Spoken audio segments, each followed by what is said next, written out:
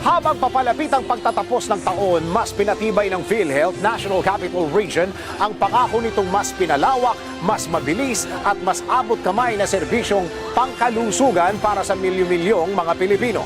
Mula sa pinalakas na YAKAP program para sa cancer screening, mga bagong serbisyo para sa may sakit sa puso, hanggang sa mas maayos na sistema sa pagbabayad at claims ng mga pasilidad. Ito ang ilan sa mahalagang reformang ipinatupad ngayong taon.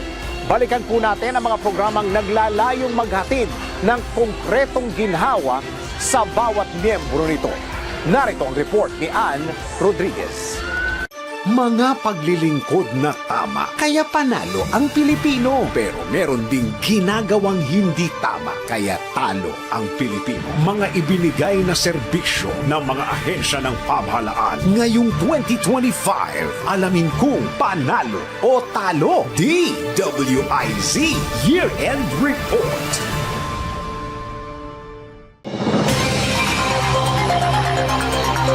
Higit na pinagtuunan ng atensyon ng PhilHealth National Capital Region ang pagpapalawig ng mga benepisyo tulad ng cancer screening o YAKAP program at mga bagong packages para sa mga may heart condition. Bukod pa ito sa operational updates tulad ng auto credit payment system para sa mga pasilidad, mandatory signage at mga panuntunan sa premium contributions. Ilan pa sa mga pangunahing pagbabago na ipinatutupad ng PhilHealth NCR ang dinagdagang benepisyo para sa ischemic heart disease, pagpapatupad ng online processes para sa primary care clinics at paggabay sa health facilities, hinggil sa accreditation at claims para sa partikular na pakete tulad ng SAM o Severe Acute Malnutrition.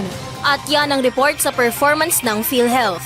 At sa PhilHealth, panalo ang Pilipino. Para sa Panalo o Talo Year-End Report, ako si Ann Rodriguez, nagbabalita ng tama, naglilingkod ng tama.